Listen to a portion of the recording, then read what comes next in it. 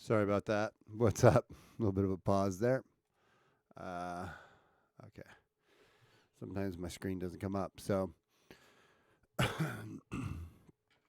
just wanted to jump on here and do a couple, going to do a couple reads on some news articles that I found a little bit interesting. See how many people we gets to jump in on the stream. And I'll wait a minute until I get some people in here because there's one that I want to talk about. It's kind of interesting. It's Great Friday. It's Friday. That's what I meant to say. It's great. So excited to have the weekend. What's this little article? Yeah, we could probably start with this one here. It says,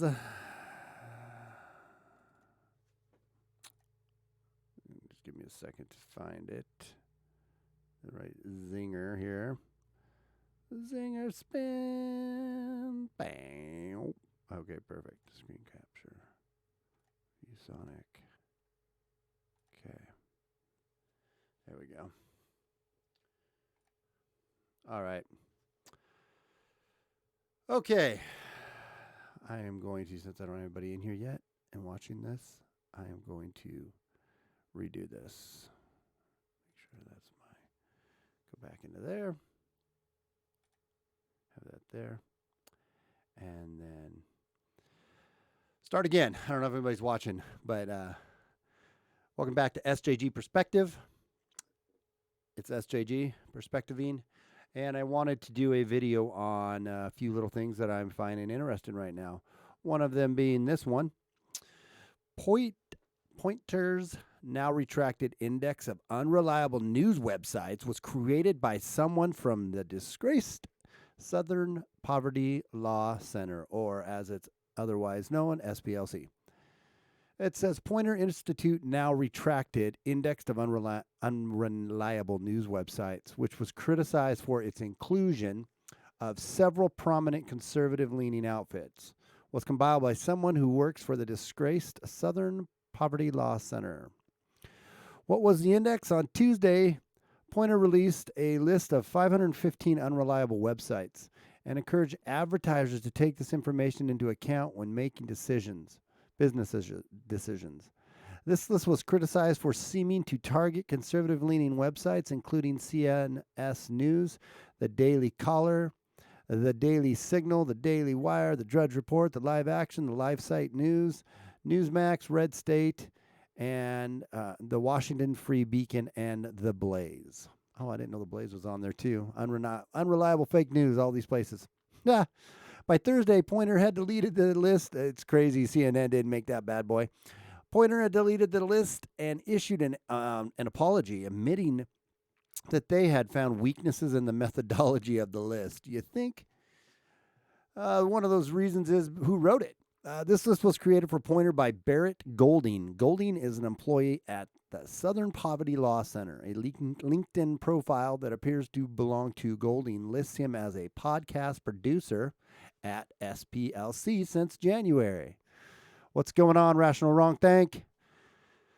The SPLC has had for years a list of organizations it's labeled as hate groups. These include conservative groups like the Family Research Council and Alliance Defending Freedom.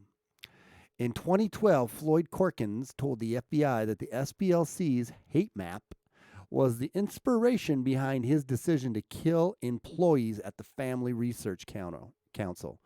In that instance, the building manager, Leo Johnson, was able to restrain Corkins before he could carry out his plan, suffering a gunshot wound in the process.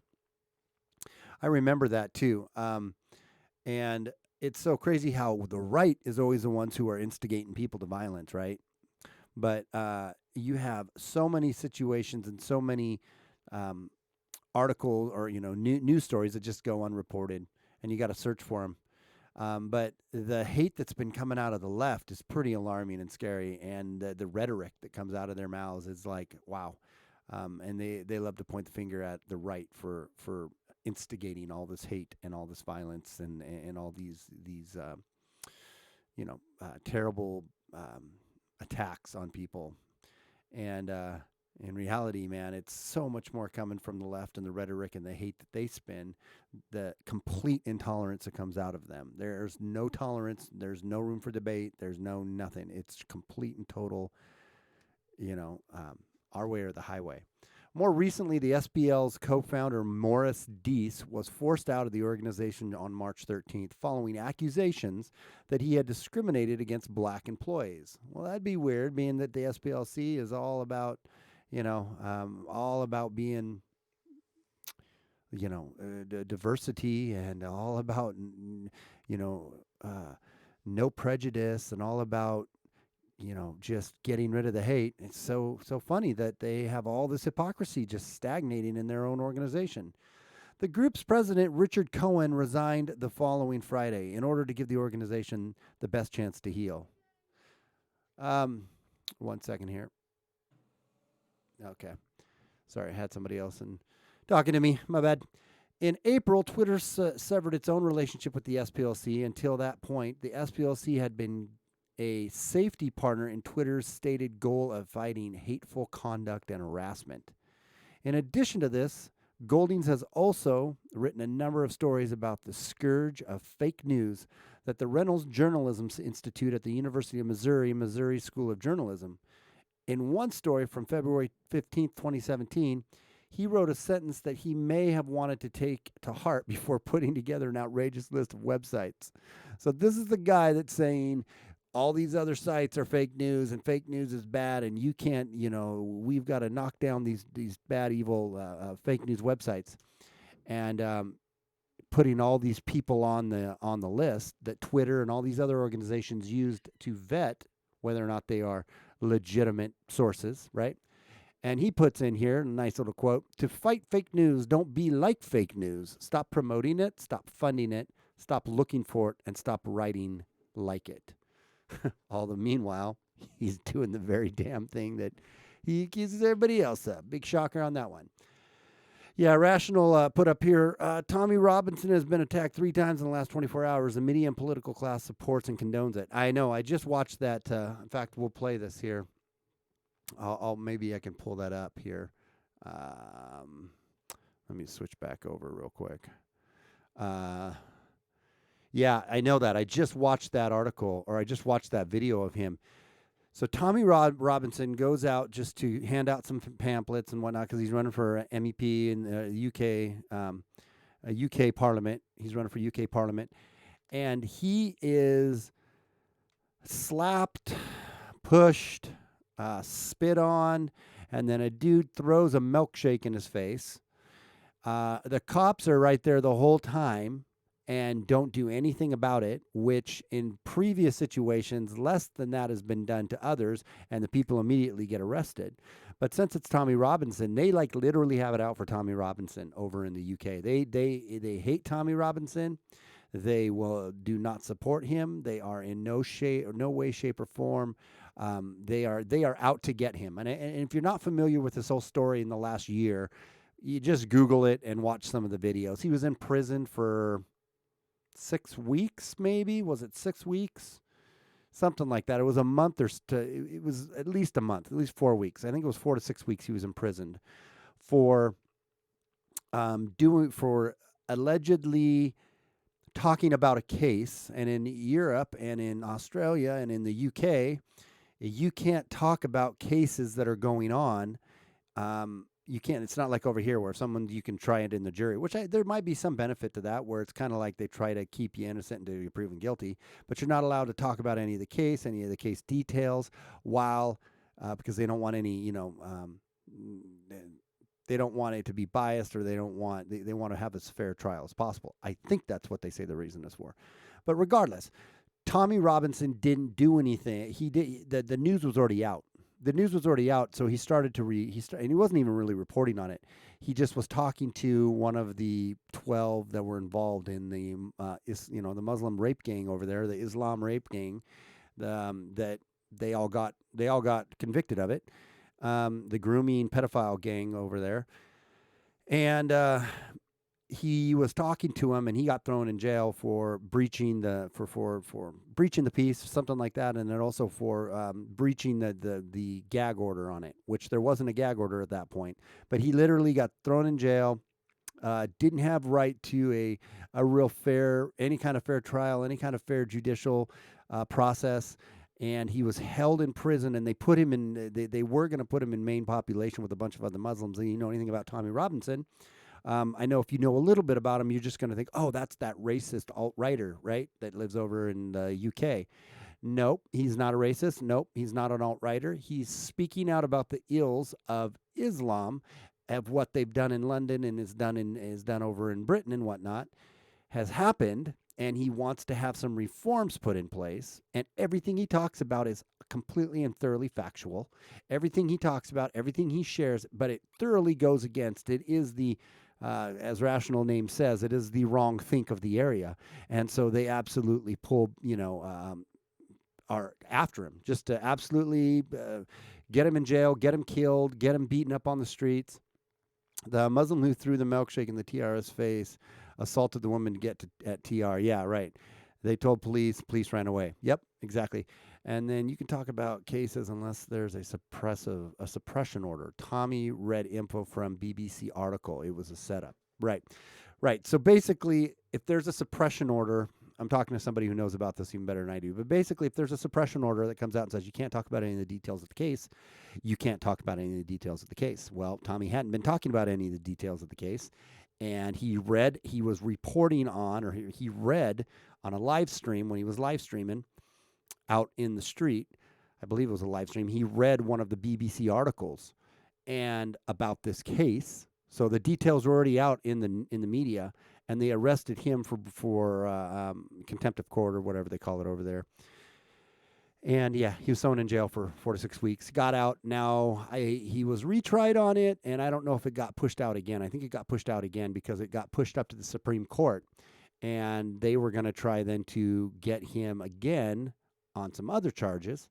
And ever since then, he's literally been harassed by the police, by the politicians, by the media, and by the Muslim community there. Muslim community, they want him dead. I mean, there's hits out on him. They want him dead. Yeah, he was live streaming on Farcebook. I got my two guys in here now. I got Gator in. What's up, Gator? I just thought I'd jump on. I got home from work early, and I just got the itch to do a live stream, so here I am. So, yeah, Tommy Robinson, man, he is just getting absolutely lit up. And so just today or yesterday, I don't know when it happened, but it just happened in the last couple days.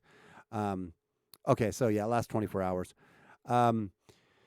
He was in a town public square just handing out pamphlets because he's running for the UK over there, the parliament in the UK, and he was assaulted several times, and he was literally talking to the cops, and the cops pretty much all but gave him the middle finger and walked away and would not give him any security, would not arrest these people they pretty much insulted. He had it on video, but I think some of the assaults happened right in front of the cops, and they didn't do anything about it. They didn't do a single thing about it. He had a whole milkshake just literally dumped in his face, and then the news covered it, right? The news reported on it, but the news said it slipped out of the guy's hands. That's how the news reported it. The media reported that Tommy Robinson had a milkshake dumped on him that slipped out of the hands of the guy he was talking to. And the guy he was talking to was a guy that just a little while earlier was trying to come at him and attack him, and he got held back, but kept trying to attack him and had been following him and assault him. So finally Tommy's talking to him, and the guy literally just grabs it like this and just throws it in his face. And the media reports that it slipped out of his hands. I mean, this kind of leads into some of these other things that I wanted to jump into today, or to talk about a little bit. That it's I haven't read this article from Gavin McGinnis, but I'm going to. But like the media censorship that's going on right now with Farcebook and with Twitter and with I don't know if Twitter's jumped on yet, but how Facebook and Google and Instagram, WhatsApp, all these other media sources had taken Joseph Watson off, Laura Loomer off, Alex Jones off, Milo Yiannopoulos off, and a whole bunch of other ones. And then there's been even other ones like Pulse Change or We Are Change. I was watching one of their article or one of their videos they put up on YouTube, and they said that they went to post something up on their Facebook, and they don't have as much of a following, but it's still a pretty good sized following. They couldn't post any stuff up on Facebook. So right now, Facebook is purging. Or the social media and the Silicon Valley is purging. They're purging the conservative voice. All of the racists were they're purging all the hate speech and all the all these wrong think people out right now. It's unbelievably Orwellian. It's unbelievably you know crazy what's going on. I don't have enough followers to really be any kind of a I guess well, I don't even get on Facebook anymore. I literally I put a funny meme once in a while up on Facebook, but I can't stand Facebook. I'm going to just probably try to get kicked off. I'm going to just start doing stuff to piss them off, make videos and stuff just to get kicked off Facebook. Just cuz I don't use them. I'm going to Telegram, a Telegram app. I was hearing Avi Yemeni or Yemen Avi Yemen talk about it today, and I'd already had the app, but I'm really going to start figuring out how to use Telegram app. So I would encourage both you guys, Gator and Rational, you guys get Telegram. It's similar. I'm thinking it's similar to Discord kind of, but Discord, you can't have the app on your phone really. There's not oh no, there is a Discord app. I have it on my phone. I take that back. Yeah, I take that back. But it's similar to Telegram. And I guess even on here, look on this little article I'll pull up, but I think that's a Telegram. Is that a Telegram icon where I could share it on Telegram? Yeah, it is. Yeah, so I'm going to start figuring out how Telegram works, and that's the one I think is going to be my main one. I don't know if you can live stream on it or not, but it's kind of like a Twitter. It's a messaging app, but now it's sort of turning into a Twitter, and it's complete. You can pick who you follow and get notifications from. There is no algorithms in it to tell you which ones you follow and which ones you don't. Telegram is one that we all need to get on. Telegram. Go download it, look it up. That's the app we all need to start using. I cannot stand these social media pigs, man. They just are so disgusting with what they're doing with the and it's so interesting. It's coming up before their election. They know that there was such a movement on social media for support of the conservative voice, and it really helped get Donald Trump elected. And that's why they're going through and purging now. They're getting their ducks in a row because they're going to do their damnedest to make sure that the social commentators and whatnot don't have the same voice. Yeah, it's pretty interesting. I can't get any more chest apps. No Chica, the Chica. You can't get any more what apps, Gator?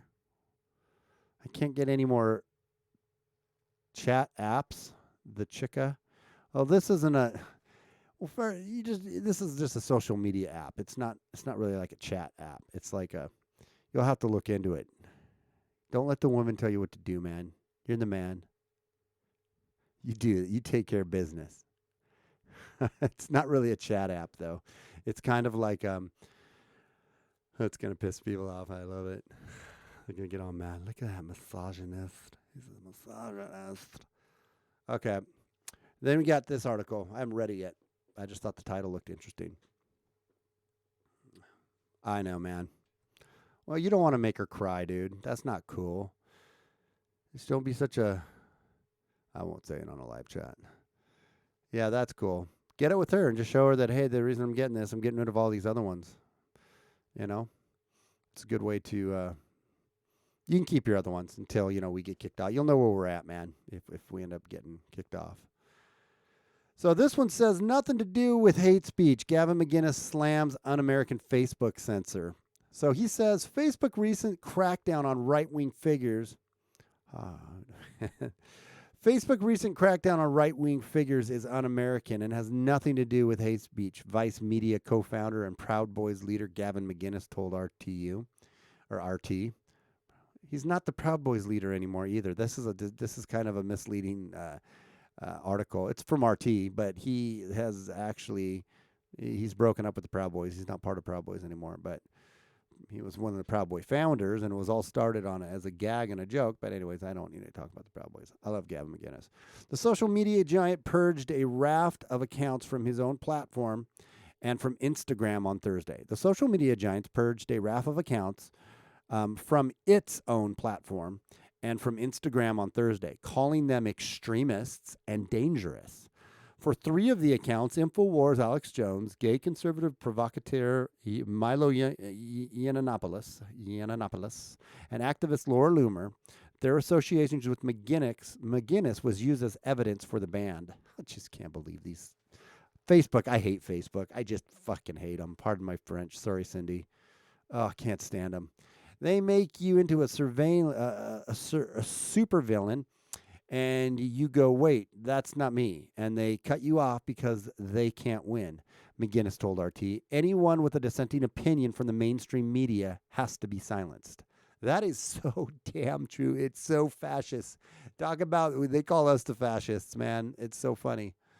Facebook's purge did not affect someone of the most prominent fake news merchants, the mainstream media, he said. The mainstream media has pushed the Brett Kavanaugh serial rapist lie. They've pushed the Covington high school kids, the Russia conspiracy thing. The mainstream media has done away more fake news than us, but we are censored, McGinnis added. And here it is. Why don't we just watch him? Is this McGinnis blasphemy? Yeah, let's watch it. Probably should have read that he could do that. All right, we begin this hour with an in-depth look at free speech and censorship online. Yesterday, Facebook announced it's permanently banning a number of individuals it deems dangerous. For the most part, right-wing political activists who are often accused of promoting conspiracy theories and Islamophobia. And Facebook isn't stopping there. From now on, even normal users in good standing will risk being banned themselves if they promote, praise, or even share links to content by these banned figures. So this. Can you believe that shit? If you like it, if you share it, if you do anything, I'm going to find some good old InfoWar ones, man, and I'm going down in a blaze of glory on Facebook. Screw Facebook. I don't use my Instagram anyways. That's not me. Facebook is such dicks. Nobody will notice. Nobody cares. A few of my friends will, but they're just such dicks. I'll just come back as somebody else. I'll get an alter ego put together. Wonder if they check your IP address. They're just dicks. Let me make sure dinner. I'll be back. See if we're still alive. All right, Gator. My new motto for the current day.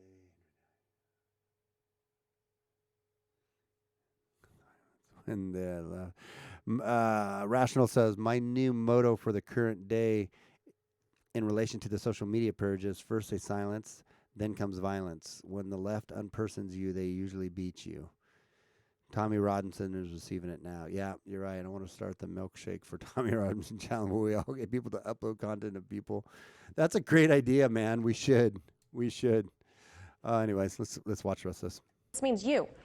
So who exactly was banned yesterday? The list includes InfoWars publisher Alex Jones, British journalist Joseph Paul Watson, right-wing activist Laura Loomer, from former Breitbart editor Milo Yiannopoulos, and Nation of Islam founder Louis Farrakhan. But this is only the latest in a series of. Interesting point on that. They called what's his face, Farrakhan. They called him. He called him far right too. Farrakhan, far right. Anyway. Social media bans. Social media companies have come under fire over the last year for banning many other figures who they claim spread hate speech or disinformation. Among them, Gavin McInnes. He is the co-founder of media giant Vice and later creator of the controversial group Proud Boys Social Club, and often cited as the original hipster. He's joining us now live from New York. Gavin, I hope the designation of original hipster doesn't offend you. Welcome. No, I like it. I don't like the acronym because it goes O. I like OG better acronym-wise, but yeah. I founded hipsters. I founded the Proud Boys.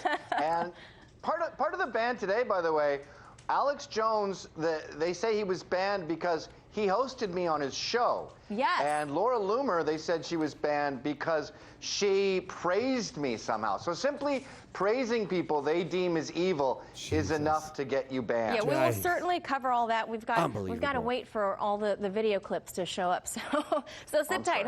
Hold on there.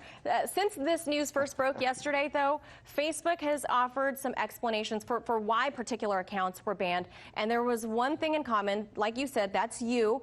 Here's what Facebook told The Verge emerge as part of the reasoning for the bans. Jones appeared in videos with Proud Boys founder Gavin McInnes. Yiannopoulos publicly praised McInnes. Loomer appeared with McInnes in December. Gavin, I guess my question to you is, are you seriously that dangerous, besides your mad styles? Yes. I'm an evil threat. I'm a looming threat. I'm like a supervillain in an Avengers movie. I sort of float through the cosmos, and you go to get me, and then I just, like an amorphous gas, I go to another part of the room. What they're really doing here is they make you into a supervillain, a fake person, and you go, wait, that's not me, and then they cut you off so you can't defend yourself. You know, you see protesters do this at rallies. They have these air horns, and you go to debate them, and they go, hey, in your face, because they can't win. So Gavin, let me just read something to you from a New York Times report just 2 weeks ago. I want your reaction to this. Quote, Hamas enjoys a widespread presence on Facebook, YouTube, and Twitter. Many of its leaders have personal social media accounts. The Hamas television station, Al-Aqsa, also has a Twitter feed and Facebook page. So, does that mean, in Facebook's eyes, Alex Jones and Milo are more dangerous and more anti-Semitic than Hamas? Yeah, well, ostensibly, yes. But what's really going on here is that has nothing to do with hate speech. This has nothing to do with the far right. Milo, Alex, all these people, me, Laura, we're just normal conservatives. In fact, even conservatives is inaccurate. We're just not liberals. We don't toe the liberal line, and we like Trump. That's what this is about. This is about liking Trump. Yep. Even the association thing. So these guys are banned for associating with me.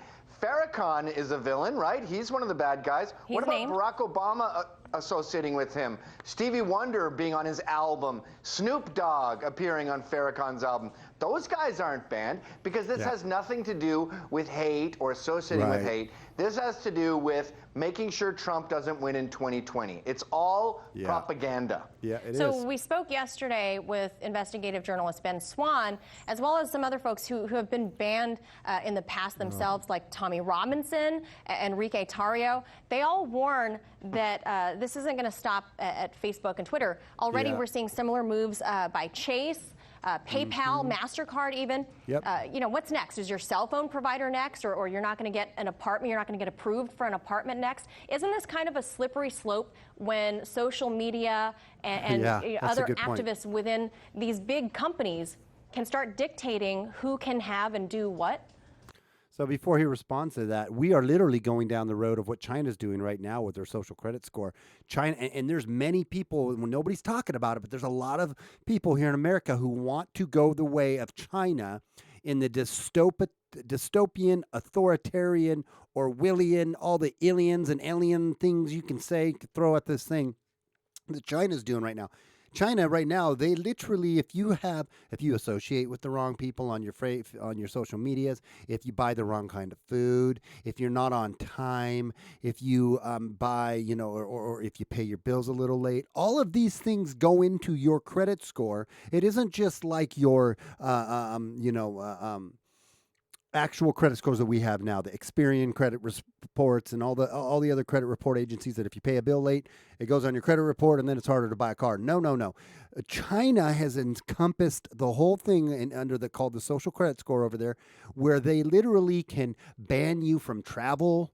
You can't leave a city. You can't get good apartments. You won't get jobs. You literally, and you can be arrested in some cases if your credit score falls low enough, your social credit score. There's people in America that think that's a good idea, and we're not formally saying we're doing that, but effectively we're doing that. Effectively, just like this reporter is asking Gavin, and we'll hear his response. But effectively, that's what's going on right now. Effectively, that's what is starting to happen. But it is only if you're on the right, or better said, it's not even on the right if you are not in on or within the far left of this postmodern cultural Marxist ideology that is pervading or is pervasive and seeping in and taking over this little tiny percentage of people that push it. It's taking over everything. The more I learn about postmodern ideology, the more I'm like, how could anybody even give this kind of theory a moment in time of credibility? Excuse me. And here's the other thing. Isn't it about how do they even have a theory under postmodernism? Like the very idea of having theory goes against their theory. The very theory of not everything being subjective and being a construct goes against their theory. Words are not, but they use words to describe. It's so illogical that it makes no freaking sense at all. It blows me away. What's up, American Joe? How you doing, man? Hey, Rational, say hello to American Joe, man. He's in here. Glad to have you, dude. All right, let's hear what Gavin has to say. So I had this pause just to get you up to speed, American. Yeah, man, I'm totally down. That would be awesome. I would love to come on your Monday show, dude. I would love that. Yeah, man, I would be very honored to be on your show, dude. So basically what this reporter just asked Gavin, I'm going to say this for American, is that she just basically said, isn't effectively like the unpersoning of people basically a way of complete and total, I mean, we know this, but complete and total censorship. And I was talking about how within China, they have the social credit score over there, and that effectively that is what they are doing now to conservatives or those on the right. But really, it's not going to stop there, because you have classical liberals, you have the Dave Rubins of the world, you have the Tim Pools of the world that really are more liberal, right? But they're next. They're going to be coming for everyone if they get away with this. But there's enough pushback to where hopefully we can just, censor this. But this is all about the upcoming election, what's happening in the upcoming election. All right. So, all right, man, 6 p.m. on Monday, I'm in. I'm going to do that. So let's hear what Gavin has to say in response to that. Well, it starts with deplatforming, and then it's depersoning. And then your children are ostracized. Then your wife is ostracized. And you're right. The banks are starting to shut down accounts. They've been doing this for a while. The SPLC has been designated virtually everyone that's on the right a hate group. And then they pressure all these companies to deny them services. I think you're going to start seeing Airbnb. You already have. You're going to start seeing hotels, internet providers. It'll keep going and going and going. And it's ironic that all this propaganda, this on Russian television is the only place that I can discuss the lack of free speech in America. I can't defend myself. And I'm not this evil villain they portray me to be. I think those evil villains should have a right to free speech, but they make you into this fascist who wants genocide. And then they go, I'm not talking to that guy. There's no defense for genocide. And you're like, A, I don't want genocide, but B, that guy should be able to talk. But you can't make me into this puppet and then say, we got to get rid of this monster I created. But then you can't defend yourself. So it gives them unlimited power. And they look noble in the process. They go, I got rid of some hate. Good work, me. Yeah, they've recently... Hang on, I want to speak to that too. That is so true. You know what I think too? American Joe might appreciate this. I don't know where you are, Rational, on faith and all that stuff, but it's so funny because, the Bible talks about in the end times that if you don't worship the beast, you won't be able to buy, you won't be able to sell, you won't be able to ding, ding, ding. You will be literally, if you don't take the mark. And many people think that's maybe a literal mark. I've always thought that's more figurative and that it's the system, right? And I think and I just now had this thought, so maybe I haven't really ran it through the old proving ground, right? So I'll just throw it out there. But it's so interesting that you literally are getting to the point where if you're a conservative and you have these values of like, you know what? I think we should guard our borders. I think we should have immigration. You should be in here. You should have to come in legally. I think that you should, so on and so forth. Blah, blah, blah, blah, blah, blah, blah, blah, whatever. Or I think that, we should be able to say there's a him and a her and you have an X, Y, or an XX. Or, so on and so forth. Any of the social issues right now. If you speak out against them, you are literally taking away your socially, you'll be crushed. Your job will be lost. You won't be able to buy. You won't be able to, you have no voice. And you are literally getting absolutely erased, if you will. I mean, you're not physically erased yet. But that is your natural next step that will happen. They'll round everybody up and say, nope, you're going back to like they're doing in China, re-education camps. They have that in China called a re-education camp. And that is so crazy that we are calling for that. And the left is calling for that. It's not crazy. I mean, I guess it's kind of understandable, but forums to rise up. Now, we're not going to get all biblical. Don't worry, Rational.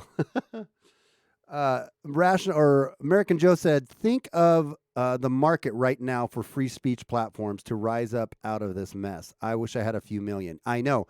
On that note, American Joe, on that note, I was just listening, and I just said it before you came on. Avi Yemen, he is the guy who had the whole Jim Jeffries thing happen to him and whatnot. Go look him up. AVI Yemen, Yemini. Anyway, he's an Australian Jewish guy. Anyways, he is pushing Telegram app. It is a new social media app that is pushing that has zero censorship on it. There's zero algorithms to filter out posts or to shadow ban. You follow who you want to follow, and you get the notifications of who you want to get. It's called Telegram. Look it up and subscribe to it and start pushing your subscribers over to Telegram. I don't know if you can stream on it yet, but there's other ways to get around streaming. Even if YouTube was to kick us off completely, there's other ways we can stream, right? And there'll be other streaming services that come up. But that, Telegram is the place, man. I'm moving over to that. Screw Facebook. I can't stand those F-tards over there. They're just, yeah, it's crazy. Anyways, let's listen to them again. They also kind of designated you this new white supremacist. I don't know if you're going to be burning crosses this weekend or what you're doing, but just so you know, you're talking to an Asian anchor. I don't know if you see me on the return feed, but oh, that's it. I'm out of here. Sweet. Good job, American Joe. So look, white now. And then Rational. Look around that if you need a phone number or not. Get a burner phone, dude. If nothing else, just get a burner phone if you need to, and do it that way. Yeah. Yeah, there's 100 million downloads of it thus far. Man, it's taken off like by the thousands. Yeah, every day thousands of people are going there right now. I'm going there. That's where I'm going to start using it. I'm going to figure it out. And I actually downloaded it probably a month ago, and I've just kind of been like, man, I didn't really understand it, but I'm going to dive in and figure it out. Yeah, no, it's not. It's desktop too. Nope, you have it on the desktop. It's desktop and mobile. Yep. Nationalism, white supremacy is very esoteric. It's like, I liken it to being an albino skateboarder. They exist, but over the course of your lifetime, people who only want to be with white people and think everyone else should get lost, that's like, you'll probably meet like 3 or 4 in your entire lifetime. Yet it dominates 50% of the media, and it's used to justify all of this censorship. It's a lie. It's a myth. They've made this fake villain, and they're using it to control other people's freedoms. Mm-hmm. Yeah, and going back to Alex Jones, at the end of the day, much of what InfoWars publishes might, be a lot of clickbait conspiracy theories, but there are plenty of sites like that. What about all the mainstream media outlets that have consistently pushed reports on this Russiagate narrative that's later been debunked? Shouldn't they be getting the equal response from all these social media companies? By nature, the right is much less adventurous when it comes to the truth. That's what conservatism means. You're more uptight about fact-checking. The mainstream media has pushed the Brett Kavanaugh serial rapist lie. Mm-hmm. They pushed the Covington high school kids. Yes, the Russia conspiracy thing. They pushed the Trump won't win lie about how it's going to be a landslide. The mainstream left-wing media has done way more fake news than us. But we are being censored not just with social media, but all over with this new, what's it called, the pointer list, trying to get Breitbart shut down and all these other sites blacklisted. And all they're doing is making us more powerful. I am presently crushing the Southern Poverty Law Center with my site defendgavin.com. Oh. They've lost their founder, their president, the head of legal. They got Tina Chen in there, and she turns out to be marred by the Jussie Smollett thing. So we can fight back and win. We're better at this than them. They just happen to be holding the cards right now. Yep. Yeah, I mean, I don't have any words for what's being done to you as of late. I mean, less than a decade ago, you were revered by everyone, and now you're this evil bad guy, this supervillain.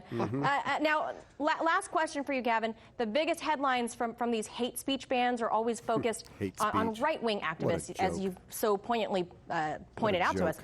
Usually they are Trump supporters. Why aren't we seeing then a more robust reaction from the president, especially concerning, the 2020 elections? It's right around the corner. He hasn't really said much. Yeah, he's been pretty silent. It's like the wall. We're sitting here going, hey, we're waiting. Let's get some action here. I mean, Jack Dorsey did recently meet with him, but maybe he's falling for the trick of the left, where they say these people are white nationalists, they're hate speech. If you defend them, you're defending those evil things.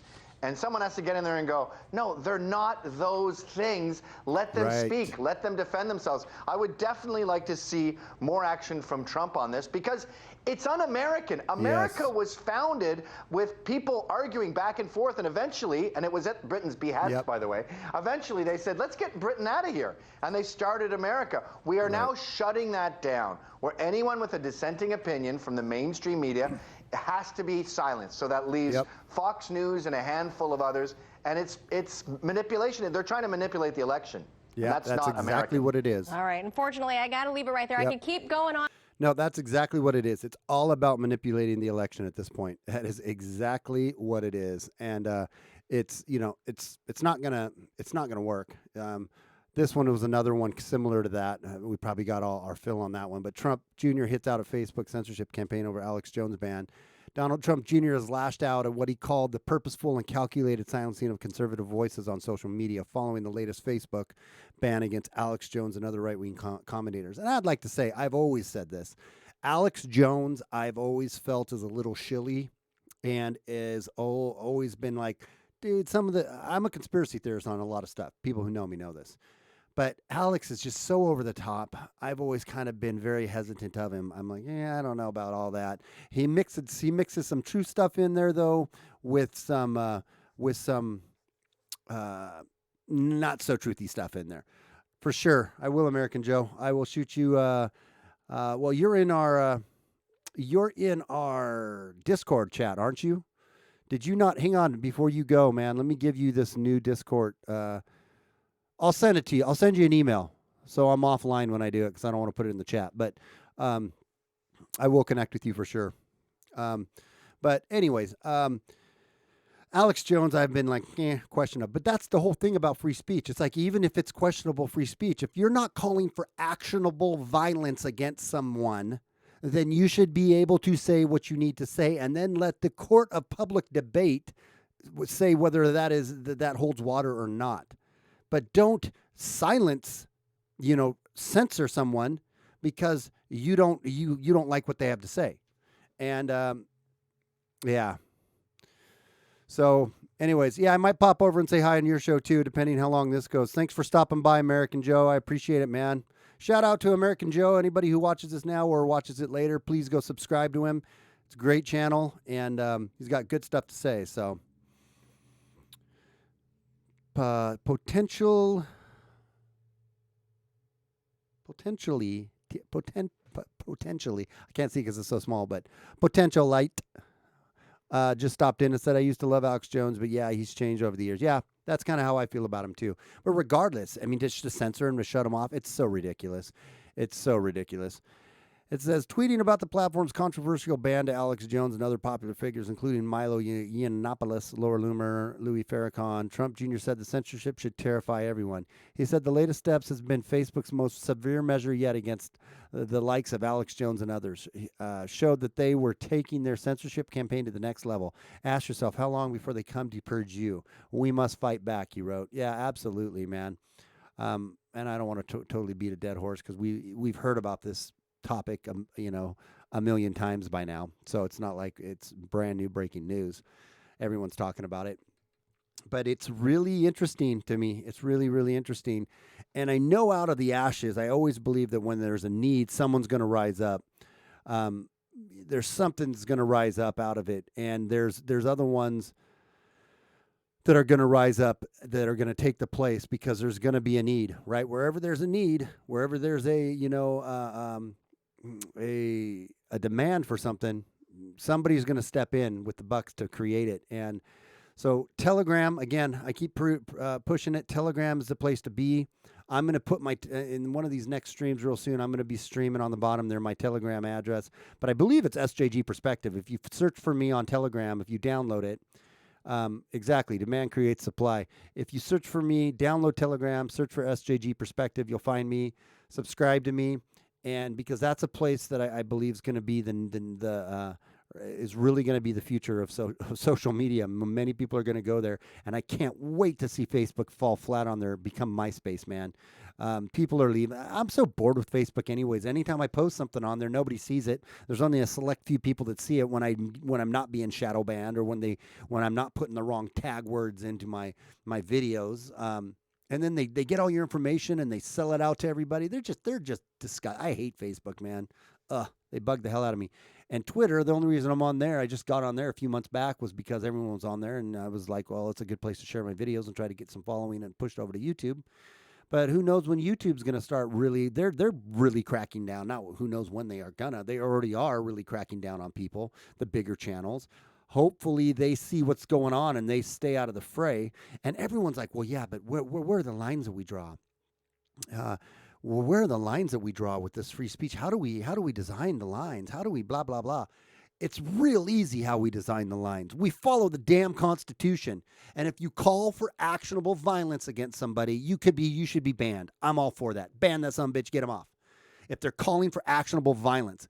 Short of that, let their ideas ring true, and let the debate in the public sector, in the public square, shake those ideas and see which ones are valid and which ones aren't. But here's the thing. Again, the left that's pushing this, the far Silicon left, the leftists and the progressives that are pushing this, and who are in their core group making these decisions, they're all educated under a philosophical ideology. And that philosophical ideology is this postmodern ideology, which is completely, if you think about it, they shouldn't worry about what we're saying because words don't have any meaning anyways, right? But they're so confused. It's just this mixed up ideology that it's this mixed up ideology that has these strong elements of this postmodern thought in it, mixed with a whole bunch of other crazy nonsense.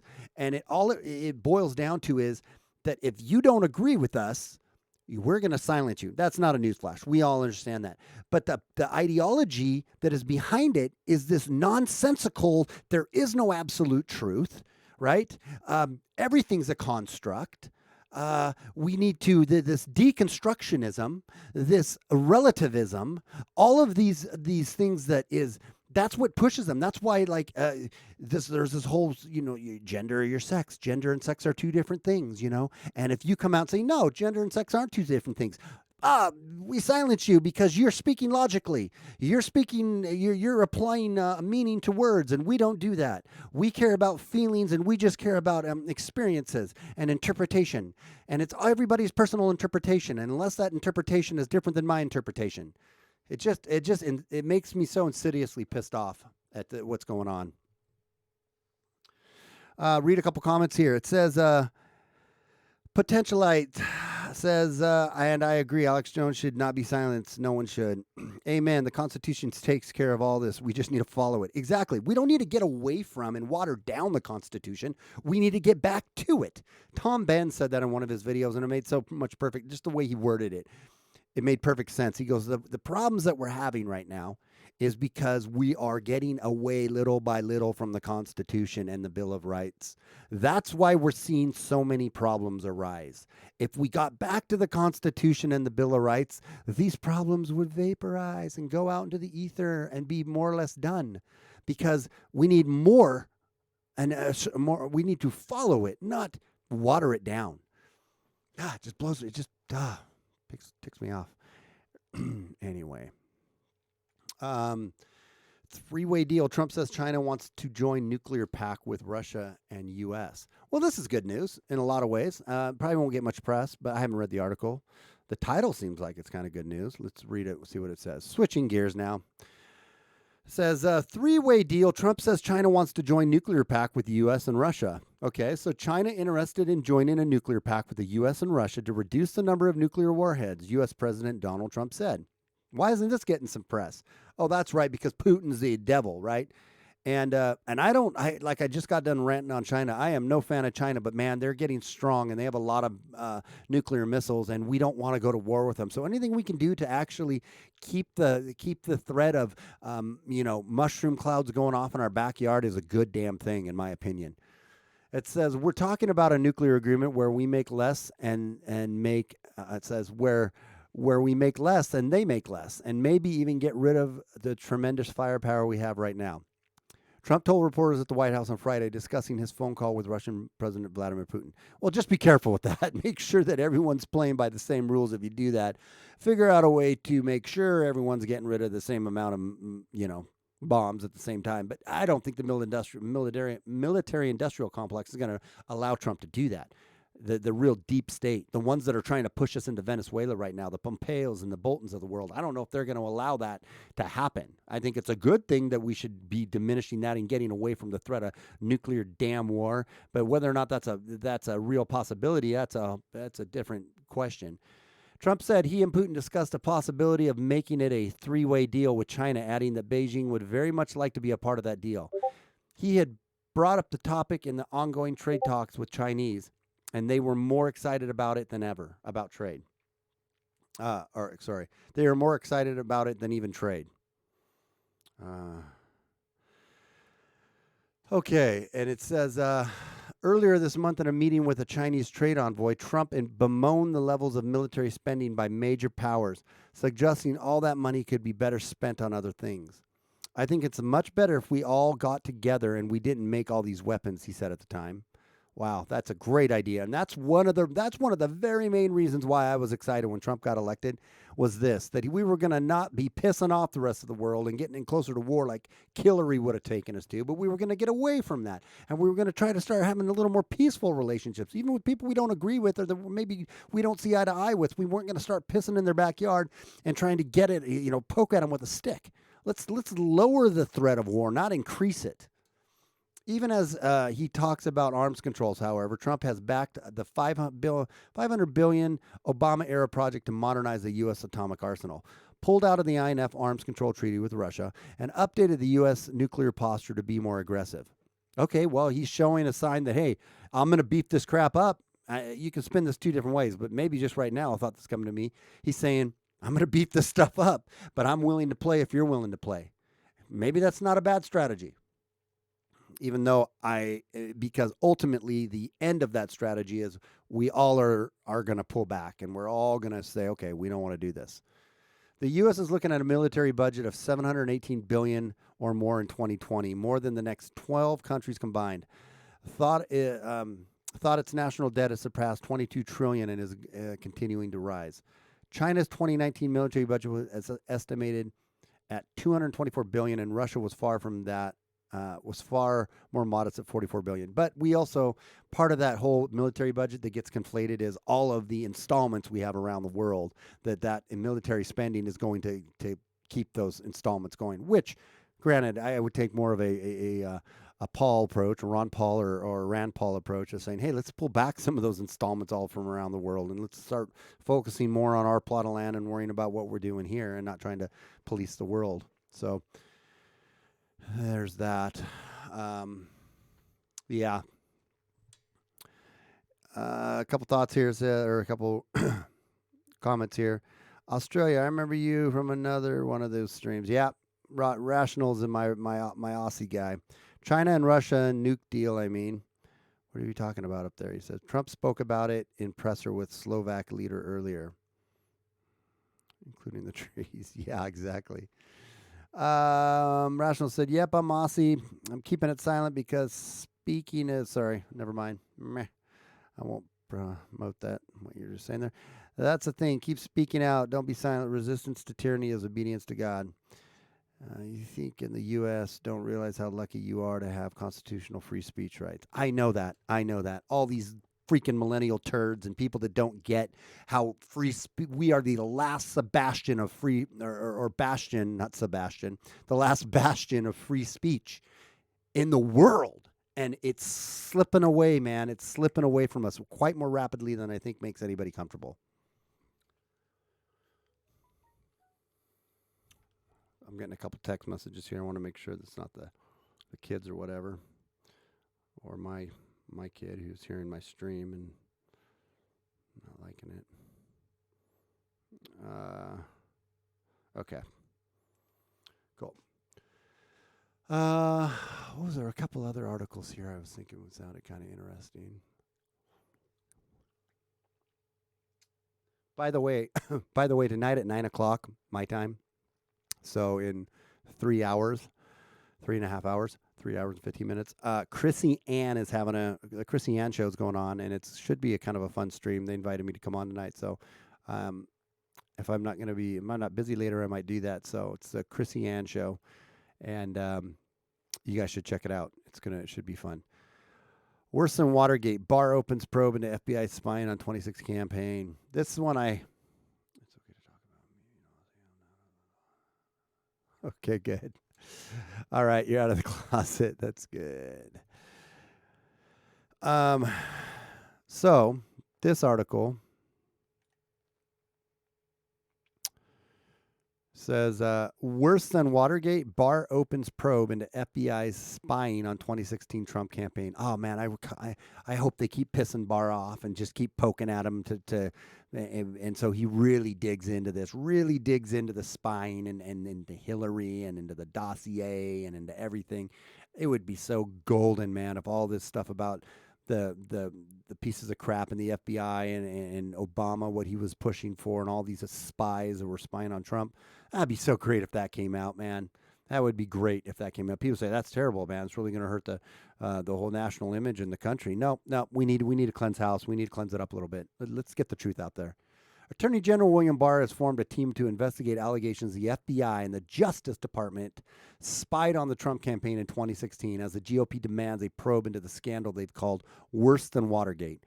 To the extent there was overreach, what we have to be concerned about is a few people at the top getting into their heads that they know better than the American people, Barr told the Senate Judiciary panel on Friday. We now know that he was being falsely accused, the AG said of President Donald Trump. We have to stop using the criminal justice process as a political weapon. Barr hinted he was zeroing in on senior figures in the Justice Department and the FBI and said he would concentrate on when exactly intel collection had begun, whether it was earlier than previously reported, and how many confidential informants the FBI had in Trump's campaign. Can you believe that, man? I mean, I totally can, but now it's coming to light. The FBI had people spying on Trump in his campaign. Barr's announcement comes amid heated demand for such an investigation among top GOP figures. Republican Party Chair Ronna McDaniel echoed Trump's denouncement of the prosecutorial witch hunt, calling out for former President Barack Obama and former FBI Director James Comey for overseeing a scandal she called worse than Watergate. The tweet says it's beyond clear that Comey's FBI authorized the spying of Donald Trump's campaign. This is a scandal worse than Watergate, and it is perpetrated by Barack Obama and Joe Biden's administration. We need a full accounting of what Obama and Biden knew and when they knew it. Oh, it'd be so great if this snake turned around and bit him in the ass. McDonald's tweet came a day after the New York Times ran a story dealing with how the FBI sent an agent named Azra Turk to London to meet with the former Trump campaign advisor George Papadopoulos in 2016. Papadopoulos said he met with several spies while in London, who probed him for connections between the Trump campaign and Russia. He maintains that he knew Turk to be a spy from their very first meeting and figured her for a CIA operative.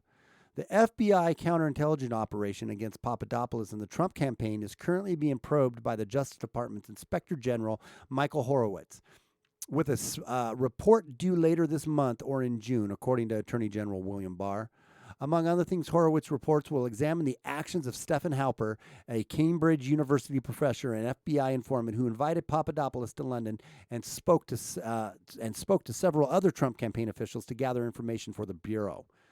Turk posed as university assistant to Halper while meeting Papadopoulos in London. So she posed as a fake,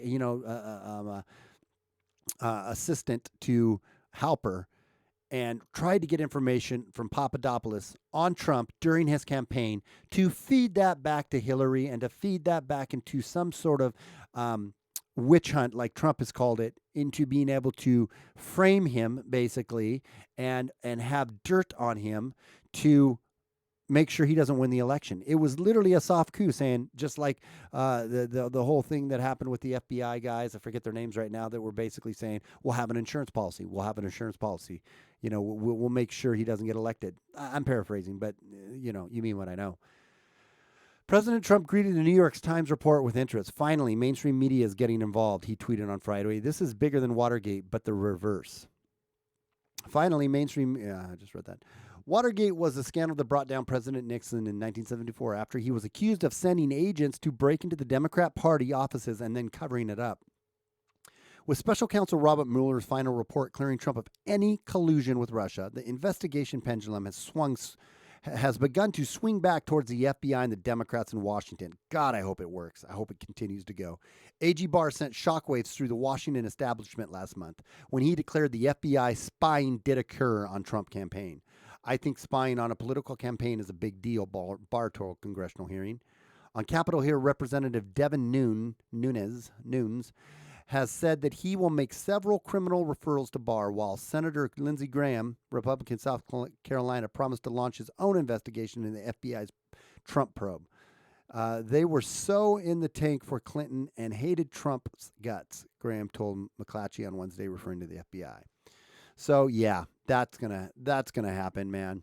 And well, I hope it happens. I hope it isn't just a bunch of rhetoric, and it's gonna they could just be. It's such a cesspool there. They could be using this too just to push the Democrats into backing off on this whole Trump collusion thing, and then they're not gonna do anything about this. But I hope they do. I really hope they dig in deep and expand it, man. So yeah, on this whole Venezuelan thing, where was I at on that? Where was that? My other.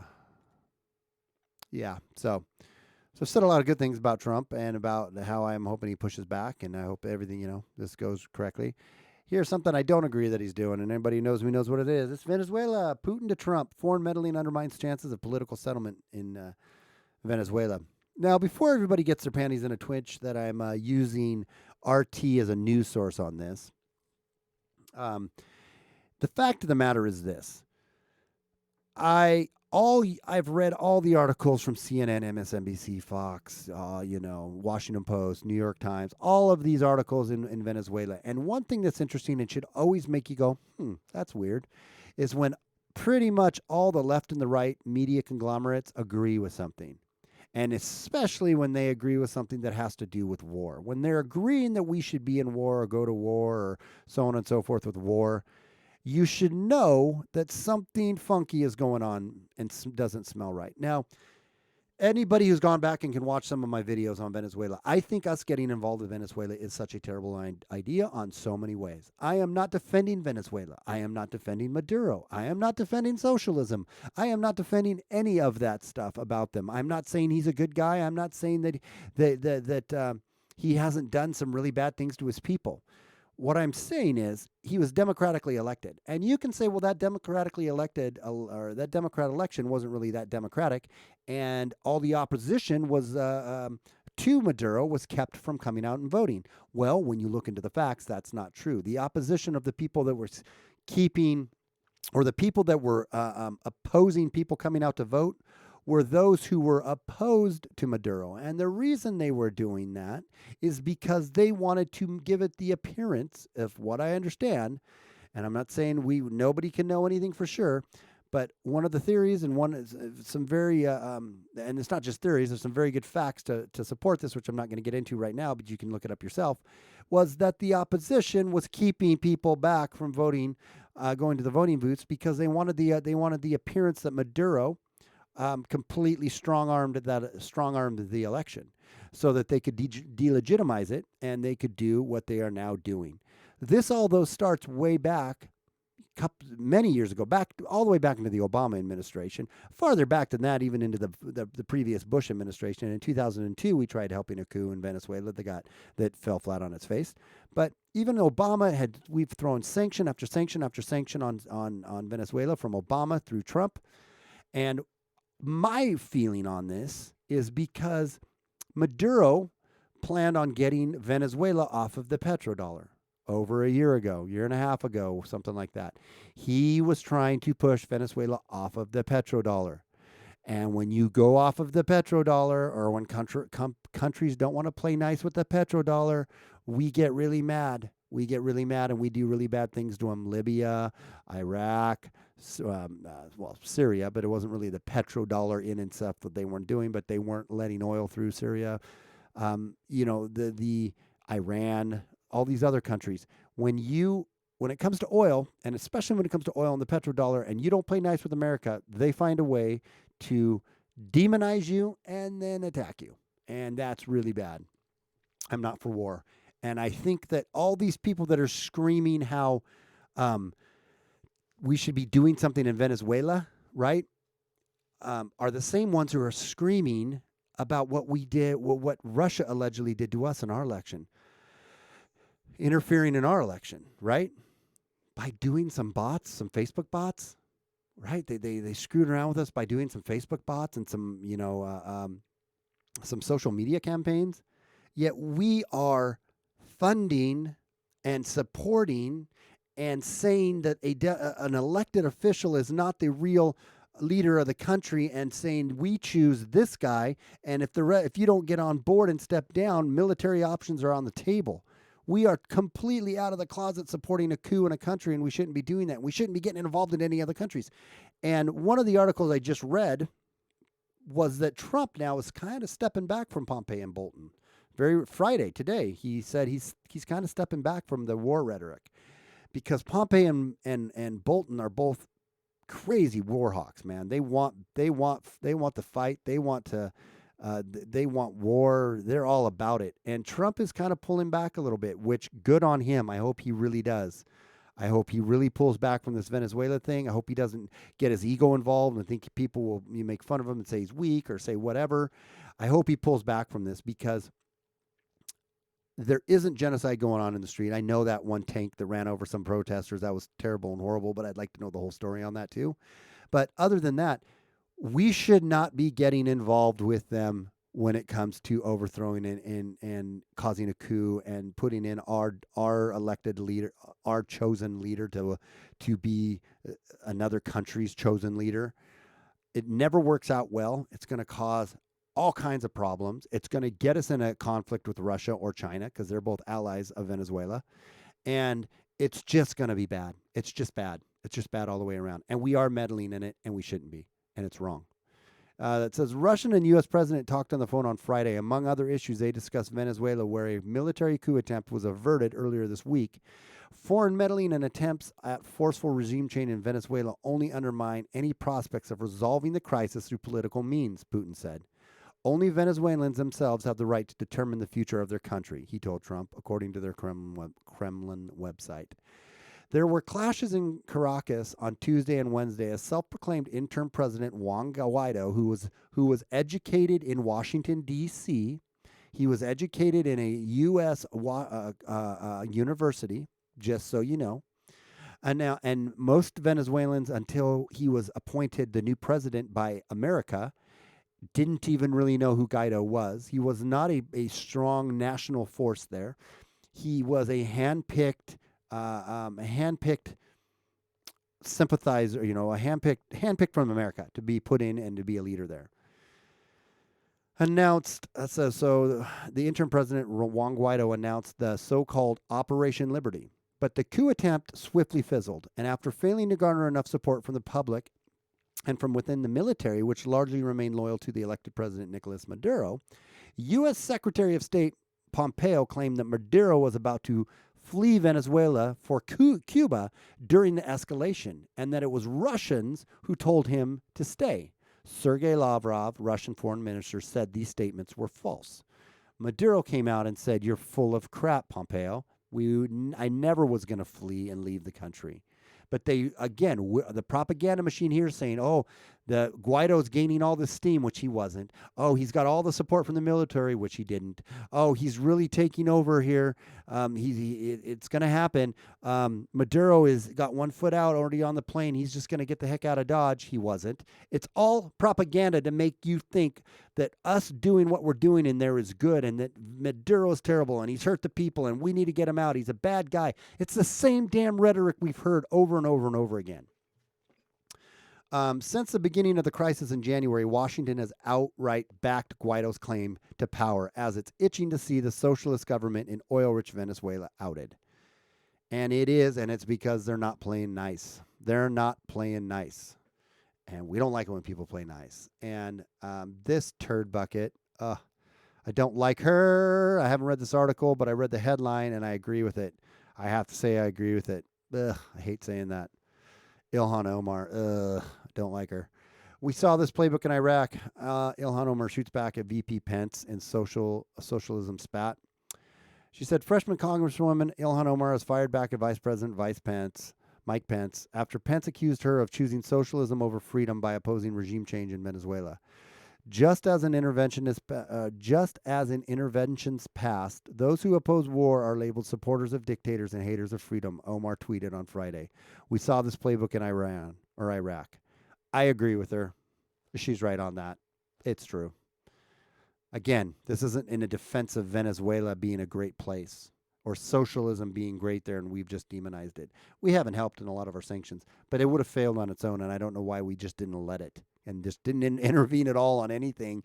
Let it fail so the example is showing without people being able to come out and say, yeah, well, it failed. Again, it wasn't done right because America was screwing with sanctions. And they were. We were. We've been for years putting sanctions on them because we don't like how they're not playing nice with us. But we should have just kept our hands off of it and let it fail and then use that as the example to say, see, it failed by itself. We weren't screwing with it. The situation in Venezuela is dire, and the Trump administration is making it worse. We must support diplomacy, not war. Omar's spat with Pence began earlier in this week when Omar appeared on liberal news outlet Democracy Now! To denounce the Trump administration's heavy-handed use of sanctions and regime change efforts in Venezuela. Pence responded by showing support for anti-government demonstrations in Venezuela and accusing Omar of choosing socialism over freedom. I don't agree with him on that. As Venezuelans take to the streets to stand for the freedom, as we've told them to do, against an oppressive dictator, which we have created, Democrat Congressman Ilhan Omar chooses socialism over freedom. The Trump administration stands with freedom-loving people of Venezuela. Oh, man. The Trump administration stands, I just read all that. Omar never mentioned her alleged support for socialism in the Democracy Now! Interview. Instead, she highlighted the human toll U.S. sanctions are taking on the people of Venezuela. With its economy already in the tatters, sanctions on the Latin American country have been linked to the deaths of 40,000 Venezuelans since 2017, according to the economist Jeffrey Sachs. Well, I don't know who Jeffrey Sachs is, and I don't know if our sanctions are to blame for 40,000 Venezuelans dying. Come on. You can't take all the blame off of how that shithole country's been being ran either. It's been ran into the ground, and it's been ran completely corruptly. The second U.S. in command disregarded with Omar's claims on Friday as the spat between the politicians continued. The Congresswoman doesn't know what she's talking about, Pence told Fox News, denying allegations that Washington had helped devastate Venezuela and once again bashing Maduro's role. The 37-year-old hit back, indirectly accusing the vice president not only of being sexist but also racist. Women of colors have heard this before, she tweeted. Okay, yeah. So now she pulls out the intersectionality shit. Women of color have heard this before. Instead of we disagree, it's she doesn't know what she's talking about. They have to make us feel small. This from an administration that thinks climate change is a Chinese hoax. Climate change is a hoax. How it's being pushed, it is, and I don't think you know nearly as much as you think you know, Ilhan Omar, and I don't agree. I think on anything else other than on this with you.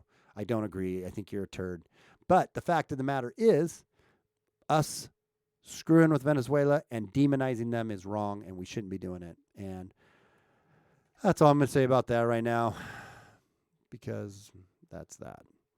What else I got here? Did that one.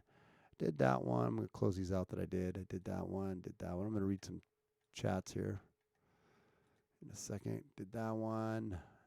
Did that one. What's this one? Yeah, I did that one. And here's the thing too. I mean, if it was all about humanitarian aid, think about what we've been doing in Yemen, right? That's bad too. We've been supporting Saudi Arabia. Saudi Arabia is frickin' terrible how they treat their people. They are so terrible on human rights, and we support the hell out of them. But they are the main proponent of our petrodollar, and if our relationship screwed up with them, life as we know here in America would be over. It would change drastically. So as much as my hypocrisy hates to be seen, it's like I hate Saudi Arabia, but until we get some better things in place concerning our currency and the way and I don't even know how that happens. I don't want to see complete breakdown in society here in America, so I don't want our relationship with Saudi Arabia to go to shit right now. But I don't know. Okay, read a couple texts here. Rational said, lefty media wants Trump to go to war because it'll cripple his support with his anti-interventionist base and their warmongers. Potential says, we have too much to take care of here before we go back in the field for empire building. It's absolutely right. Rational says, sadly, Venezuela has slipped under my radar. I'll have to do some study, I think.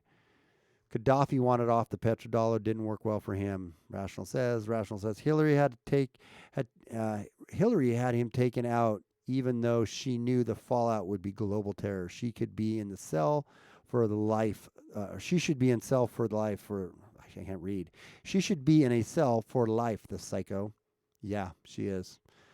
I'm so sick of war. We've been at war for all of the 21st century. I'm for defensive wars only. Amen to that. Potential. I believe that more than anything. Let's pull back. I'm for these two wars. These two things are where we should use our military. If we are being threatened, we should give plenty of warning, plenty of opportunity. But then if we are being directly threatened, we should annihilate whoever is directly threatening us. Not lob a couple missiles at them. Give them the warning. Make sure they know that they know that they know. Quit threatening us. But if the threat gets to the point where we know it's time to act, and the other people, whoever it may be, aren't being rational, wipe them off the face of the earth. I'm maybe that's you're such. I don't know what people are going to think when I say that. That's what I think our foreign policy should be. If you fuck with us, we're going to turn you into a parking lot. And if you don't, we're going to help you build one. You know, if you want to play nice, we'll play nice with you, and we'll help you, and we'll do what we can do to better your society and better your place as best we can. But we got to worry about our own plot of land right now first. That's number one. Number two is if there's a mass genocide, literal genocide taking place, like in World War II, when the Jews were getting exterminated, or just years back, in recent history, when in Somalia and in Africa, when there was the complete genocide of people getting killed down there, right? In those scenarios where there's literally innocent people that are getting murdered by the thousands and can't defend themselves, then we go in, right the situation, and get out. We don't stick around and nation build. We go in, we take out the bad guys surgically as possible. We take out the bad guys, annihilate them, and get out, and then work on making sure our defense system and our intelligence system and our apparatus is protecting America.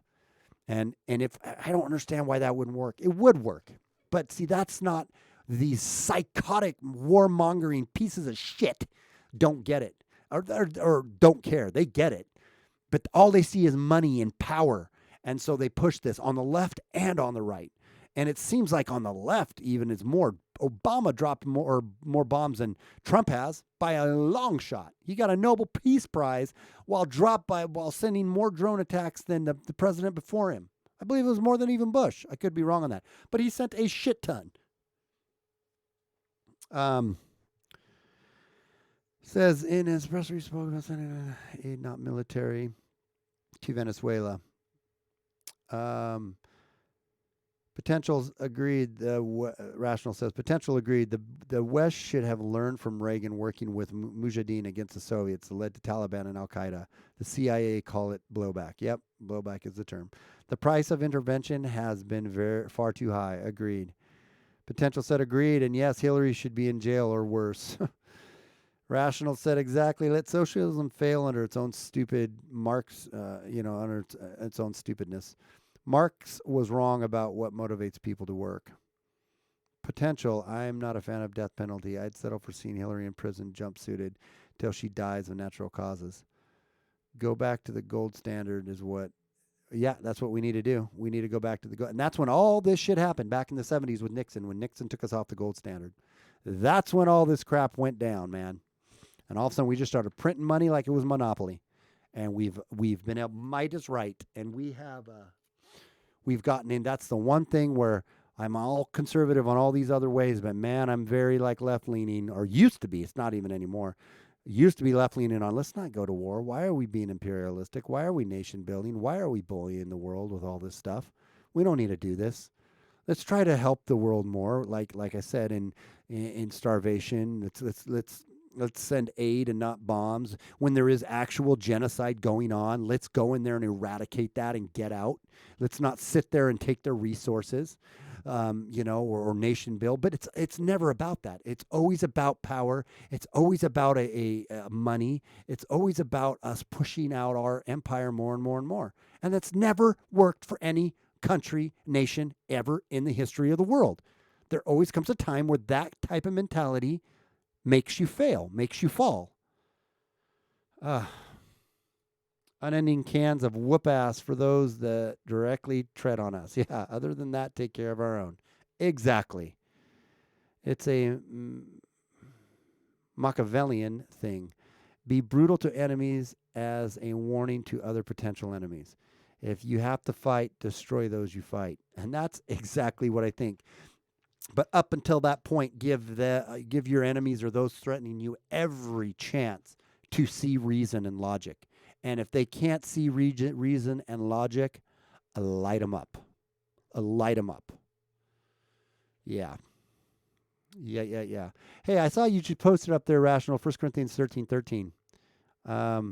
That's 1 Corinthians is the verse on love, is 13:13 about faith, hope, and love remain, but the greatest of these is love. I'm going to Google it right now. I don't know what it's 13. See what that one says. And now faith, hope, and love. I knew that's what that one was. Yeah, exactly. That is, you know what? It's so funny. I don't know why you put that up there, Wrong Think. But that's I think my greatest. That's my most favorite. That's my most favorite verse in the whole Bible. Is that faith, hope, and love remain, but the greatest of these is love. And I have an idea of why that is. When we die, when we meet our Maker, however that happens, whenever that happens, I think the reason it is said like that is, this is just my interpretation. Faith is the evidence, or faith is the evidence of that for which you're hoping in, and the evidence of what you don't see. That's my paraphrase version of it. Faith is that for which you're hoping for, but the evidence of what you don't see. That's faith. So when we die, right, we're not going to need faith anymore, because we're going to know the veil's going to be lifted. Whatever it is, it's going to be lifted.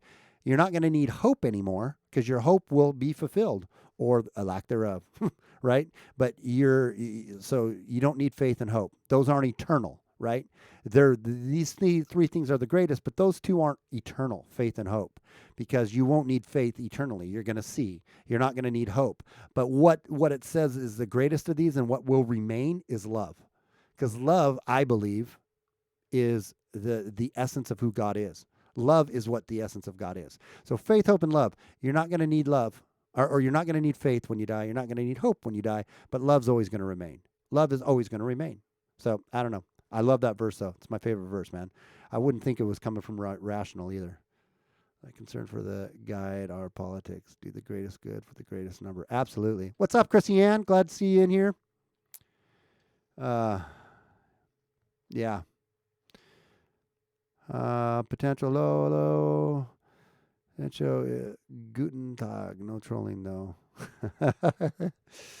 Yeah, so that's so funny. Rational. I don't know if you were in on that. You probably knew. I got a call after the last one that no one's really gonna. I won't blow your guys's. I won't blow your guys's code names, Chrissy. Don't worry, because no one else is gonna probably see that, or they're not gonna. They're not gonna still be watching an hour and 24 minutes into my stream. Um, so yeah, Chrissy and one of her friends were the ones trolling the other night when I was busy, and I was like, "Did we have some trolls in here? Well, who was trolling?" And that was Chrissy and her friend Nick. Yeah, they were being because I had told them I hadn't been trolled yet, so I basically needed my troll cherry popped, and it happened. So that was good stuff right there. That was fun, good times. Appreciate the love, Chrissy Ann. Appreciate the love. Hey, Chrissy Ann, I got invited on to American Joe Show on Monday, so that's gonna be fun. Yeah, yeah. She was trolling. It was that she was the feminist nut, and Nick was the Mohammed Mohammed snack bar, Mohammed Aloha snack bar. I don't want to ruin their names because I want them to come in and troll me again. That was fun, but yeah, that was them. That's good stuff. Real good stuff. Let's see. Been going for an hour and 20 minutes. If I don't have anything other really super pressing and exciting. I need ideas too of like some segments, some funny comic segments. Maybe I have to pre-produce them, but like I need some, and maybe Rational. You can Discord me with some ideas. I need you guys to think about what some fun segments would be to do on the live streams, where I could like do a commercial break is what I'm thinking, and then I pop up a commercial, or and some. I got to get back to doing. I've been saying I'm going to do it. I got some new parody song ideas. I want to get done and get out there. But ideas from you guys. Yeah, if anybody here, Kerplunk. If anybody here has not subscribed to the Chrissy Ann Show, please go do so now. I think we have a total of, let me look here, 3 people in our chat. Oh, 4. We're up to 4. It's a bad time, That's, people are driving home or whatever. I just thought I'd get on here, but everybody needs to subscribe to Chrissy Ann, but I bet some of these people came to me from Chrissy Ann. But if not, you need to do that. You have posted, I'm going to see about getting Skype too so I can join you. Yes, dude, Rational. I would love to have you on, dude. You have such great thoughts, man. I really, really like your thoughts. So dude, you can get Hangouts too. It doesn't have to be Skype. You can just do Google Hangouts too. Make a fake Google name and we'll bring you in, dude. Yeah, you are welcome, Chrissy Ann, because I think that would be fun as hell to get you on. And if old Gator would ever get up to the, get some technology, we could all 3 do one, kind of like the Chrissy Ann Show. We could call it the rational. I don't know what we'd call it. Hey, back off! Quit, Chrissy Ann. Quit trying to snipe my fans here and my subs. You couldn't take Rational away from me. Nah, you couldn't take Rational as a diehard. I'll have him forever. Not in a gay way. Yeah, there. Stop it, you sillies, like silly savages. Now you're paying him? Okay, now it's not cool. You can't pay. Besides, you'd have to pay him in Aussie dollars. Or like, dingoes or something like that.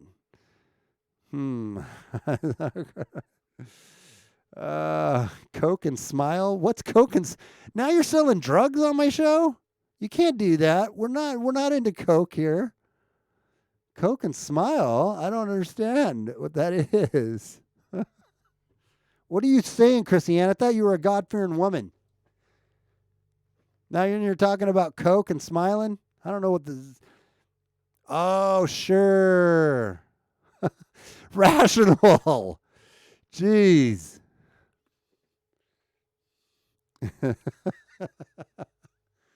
Gosh, this was a family show-ish. Oh, man. You too. What am I going to do with you guys? What am I going to do? What am I going to do? Oh, did I do? Oh, guys, did we do this one? No, we didn't. Let's do this one. Huh, I got to do this one. I don't think I did this one. No, I didn't. I was waiting because this is a good one. You guys probably heard about this bad boy. Look at that bird. That's not what I meant. Check this out. Watch kids in Philadelphia Muslim Society, Philadelphia here in America. Okay. We will chop off their heads for Allah.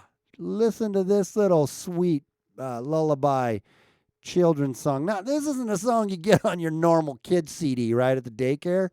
This one's good. Let's watch it.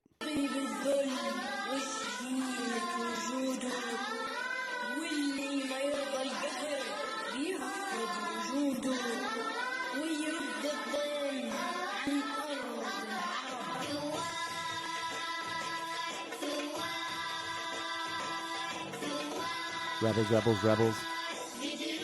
Glorious deeds call us and lead us unto the paths leading to the Al-Qasa Mosque. The blood of the martyrs protects us. Paradise needs real men. The land of the Prophet Muhammad's night journey is calling us to Palestine and go return to us. O Salaam, your men are among us. Shame will be washed away. You need force and Quran, oh free people. We must preserve no matter what happens. With help of omnipotent Lord, day will follow night. Take us, O ships, until we liberate our lands. Until we reach our shores and crush the treacherous ones. Blow, O winds of paradise, flow of rivers of martyrs. My Islam is calling, who is going to heed the call? It's rise, O righteous ones. Our martyrs sacrificed their lives without hesitation. They attained paradise, and the scent of musk emanates from their bodies. They compete with one another to reach paradise. Will Jerusalem be their capital city, or will it be the hotbed for cowards? We will defend the land of divine guidance with our bodies, and we will sacrifice our souls without hesitations. We will chop off their heads. We will liberate the sorrowful and exalted Al-Qumas. We will lead the army of Allah, fulfilling His promise. We will subject them to eternal torture. Holy cow. That's a real loving little, a lullaby song. Can you believe that? But they're peaceful. This is a religion of peace. They don't program people. Sharia law is nice. Sharia law is sweet. Right? We need to embrace Islam. We need to embrace Islam. We need to embrace Sharia law. We need to embrace it because it's a religion of peace. It's love. And you have 10-year-olds maybe talking about quoting verses. I'm assuming they're quoting verses out of the Quran or whatever, hadith or something that is talking about cutting heads off of the infidels, basically, and torturing them, internally torturing them. There's no brainwash going on there. That's fine. When are the CPS going to get a call from this one and go visit these parents, huh? Why is this not getting way more press? That blows me away. That blows me away. Sharia law. Now, if you're a conservative Muslim, and there's a guy, I'm going to be on there. I want to get them on too. They're up in Seattle. I forgot the name of them right now, but they had an Antifa thing. Anyways, one of the guys in there is a conservative Muslim. And I don't know you have the Shias.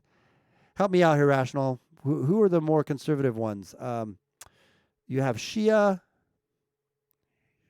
I don't know why my mind's going blank right now. You have the Shia sect, and you have my mind's going blank. Shia and Sunni. Thank you. Which ones are the more conservative ones? It's the Shia, right? Or is it the Sunni? It's a Sunni. Okay. Thank you, Christiane. You guys are helping me through this. Granted, yeah, they both have their issues in the religion. But anyways, there was this one conservative Muslim guy, and I want to get him on because I want to talk to him about him. I was like, so do you believe in Sharia? And he's a Muslim, but they don't believe in Sharia. So I'm like, oh, that's interesting. That's cool. Be a Muslim. Just don't promote Sharia where it talks about throwing gays off buildings and chopping people's heads off and honor killings and so on and so forth. That is not compatible. And will never say it is, and I will never call me what you want to call me. I don't know enough about Islam and Muslims to speak heavily on it. I'm trying to learn more as I'm trying to get myself more educated on the subject. But if you can be a Muslim and not fully subscribe to Sharia law, then okay, more power to you. Great. But if you can't, then you can't be here. Well, you can be here. You just can't practice your religion, because we can't have that kind of crap spreading. That's crazy terrible, crazy terrible. Yeah, and I won't apologize for that stance. It's horrible. Yeah. Same thing goes for crazy ass Christians like the Westboro Baptists. Those guys are complete nut jobs too. Let's see who's been in here. Birds are evil. I'm using this for a honker mashup. Kitties killing for peace. Allah honk ba. You better Allah honk ba. That's funny, man. Durka durka. The Chrissy Ann said that. Potential said, oh, these precious little dreamers. I guess Islam Paradise does need real men. Mo was a child-touching cross-dresser who sucked the tongues of little boys and kissed their penises too. That's very true from what I've read. Durka Durka, Mohammed Jihad. Sherpa. You guys. That's funny. Is a mosque of Bakalaka Hakadaka Street? Yeah, I think it is. Scone lopping is the method Mo favored for ending arguments. Scone lopping? Yeah, true. Yeah, that's right. You don't agree? We cut your head off. Shia, okay, now I'm caught back up. They're both not. Shia say child marriage at any age. Sunni generally say 6 or 9. Well, okay. Dolores. What's up, Dolores? How are you?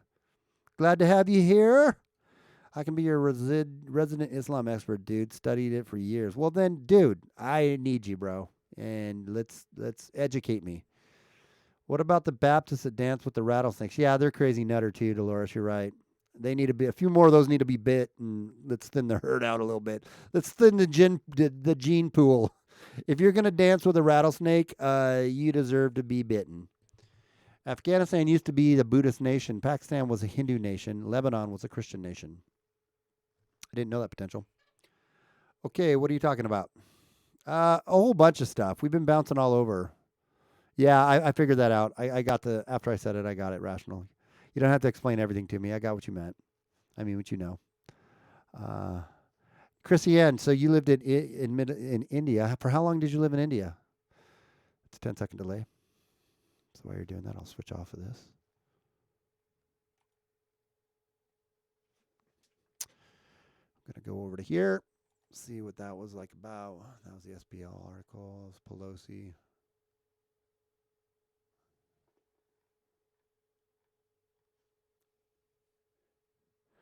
Dolores Harvey, we're talking about the video of Islamic kids singing of jihad and martyrdom in the United States that was, put on Facebook for their own mosque. Yeah, that's just in frickin' sanity. Oh, and can you imagine if we flipped the script on that one and it was a bunch of Christian kids and singing in a church for Sunday school saying, kill the gays and the LGBTQs. We need to take them and cut off their man and woman parts. We need to take them and dump them in the acid bath. Blah, blah, blah, blah, blah, blah, blah, blah, blah, blah. Some song where we were talking about killing the gays, or we were talking about killing the blacks, or we were talking about killing the browns, or we were talking about whatever. You pick your racist little stereotype that the left keeps saying. And it blows me away. They keep referring to black and brown people all the time. It's like black and brown people. And they do it in some way like that's how we view them. But anyway.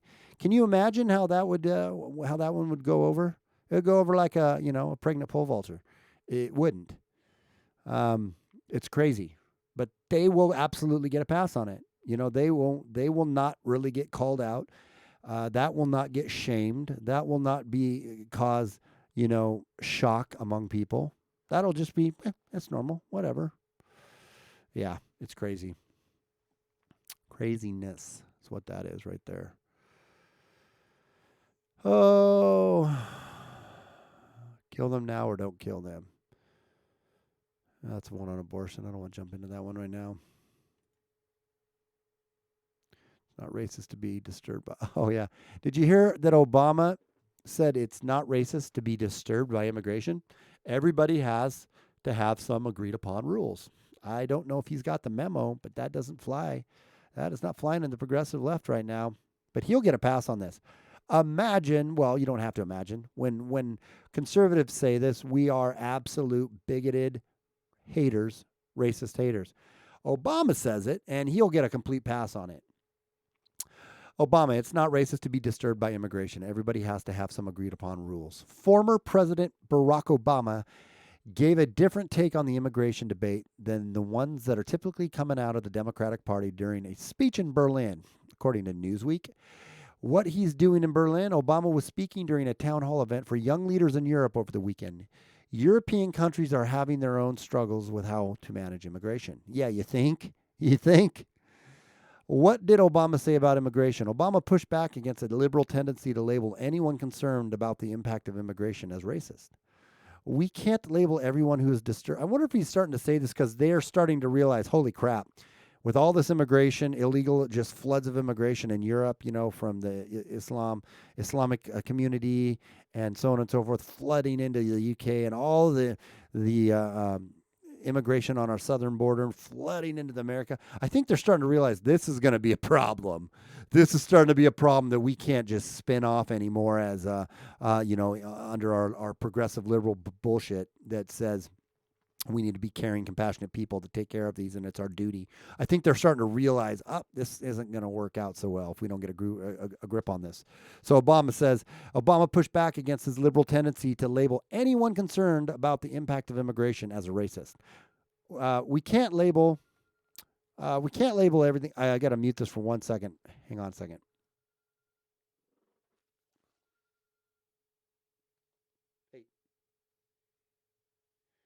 Just finishing up a live stream right now.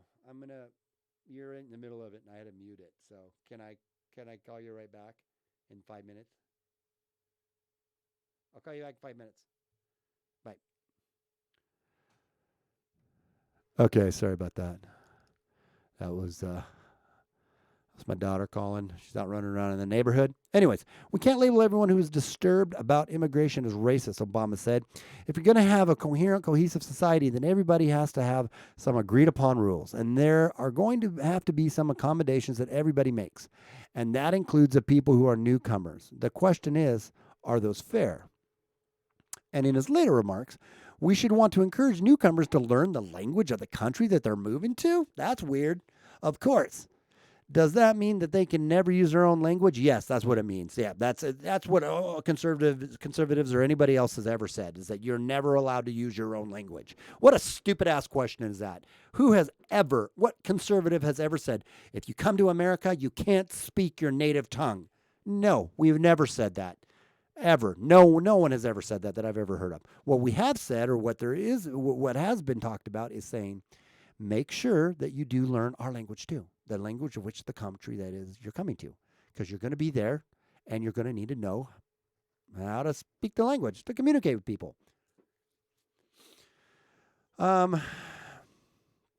Of course not. No, of course it doesn't mean that. But it's not a racist to say, if you're going to be, so again, Obama's saying, if you're going to be here, then you should learn the language of the country that you have just arrived at, because we need to have some sort of common language in which all of us can work and learn and understand each other. That's weird. Imagine that, right? We can't label everyone who is disturbed by immigrations as racist, he said. Man, he really didn't get the memo. And he really needs to start talking to his base and his progressives and say, whoa, let's slow down on the rhetoric here, because it's going to bite us in the ass too. Obama immigration legacy. The former president remarks came during a week when there was significant upheaval in the Department of Homeland Security and Secretary Christian Nielsen resigning. Coverage of her resignation paints her as an architect of policies that resulted in detainment of immigrant children, minimizing the reality that illegal immigrant children were detained in significant numbers during the Obama administration. Yup. Nobody talks about that. He was the one who put the whole policy in about the whole separating children from the parents. It was an Obama deal. Even though Obama's administration did not have a zero tolerance policy. Right. Yes, Trump did roll that into effect. And it's because the crisis was getting insane, so he needed to. It's a little thing called logic. I know most of the left doesn't use that little piece of their brain, and that goes against the whole ideology that drives them. Logic is a bad thing, but logically speaking, the zero tolerance policy is needing to do this to get a grip on stuff. So you guys could totally hear me when the call came in. I muted this though, so you shouldn't have been able to. Did you guys hear me? Oh, you mute doesn't mute my man. Oh, really? How did that not work, man?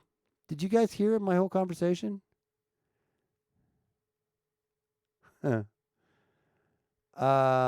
Kids, cages wrapped in tinfoil were used today. Yep, we heard. Can you guys still hear me? Oh, yeah, look at that. It's still working. What the hell? How in the hell is this working? Check 1, 2. Why is my mic still working? That's funny. I almost hit mute on the other thing. That's weird. Why is that working like that? Things that make you go, huh. Well, that's good to know. Well, at least I wasn't saying anything naughty. That could have been embarrassing. Okay. Yeah, next time I'm just going to have to mute you guys down here like this. I'm just going to have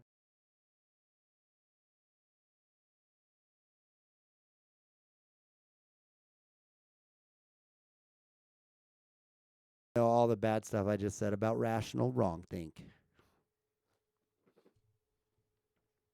Huh, that's weird. I got to figure out why that does that. Because that should be my input. So if I'm turning my gain all the way down, interesting.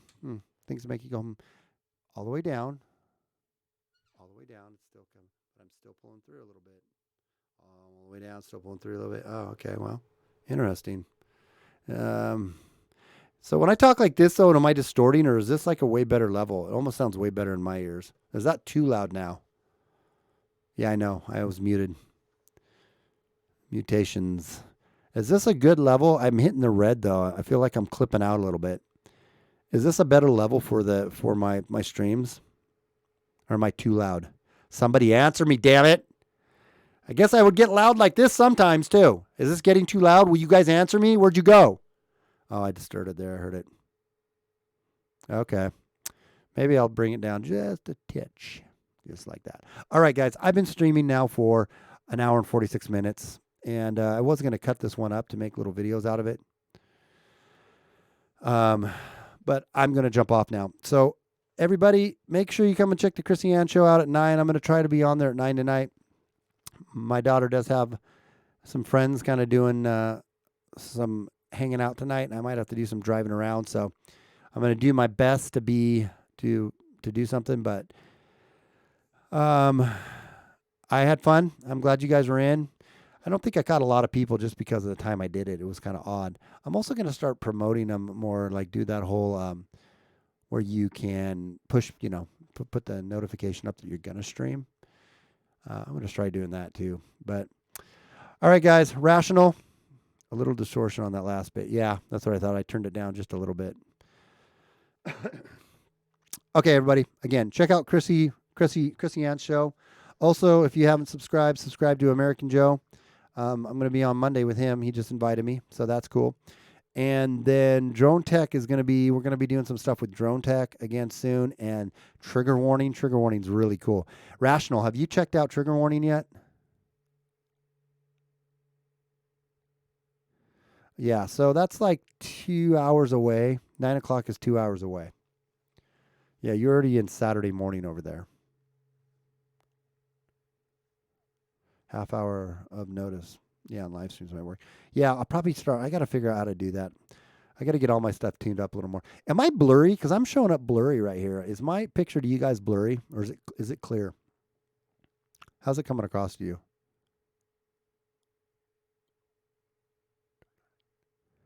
Yeah, tonight. Oh, dude, you got to check Trigger Warning out. Trigger Warning TV. You love them. There's some UKites. So, hey, how's the picture to you guys? Because when I look at it here, it looks a little blurry. She's got it down to the minutes. It's like 2 hours and 30 minutes. And she's going to come dressed. She's doing some cosplay tonight, too, so it'll be interesting. She's going to come as not blurry to me, but I need glasses. Okay, good. Maybe it's just mine.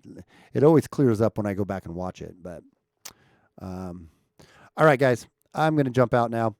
I will see you guys later. Chrissy Ann, I'm going to do my best to jump back on later. And until next time, this one's for this little sign off is for Rational. Without fear of animals. That's what he always makes fun of me about, but it's really without fear or animus. It's SJG Perspective, and I will talk to you guys later. Peace.